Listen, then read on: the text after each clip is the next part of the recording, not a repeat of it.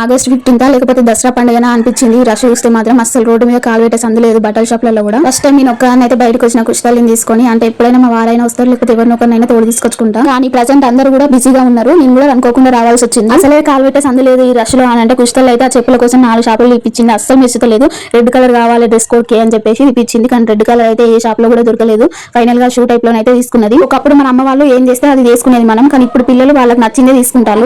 అయితే ఏమేమి కొన్నా అని చెప్పేసి ఇంటికి వచ్చినాక అన్ని కూడా అన్బాక్సింగ్ చేసుకుంటే చూపిద్దామని చెప్పి అనుకున్నా. ఇంటికి రాగానే కుష్టాలు అయితే ఒక్క నిమిషం కూడా ఆగకుండా మా అత్తమ్మకి షూస్ అవన్నీ కూడా వేసుకొని చూపిస్తుంది.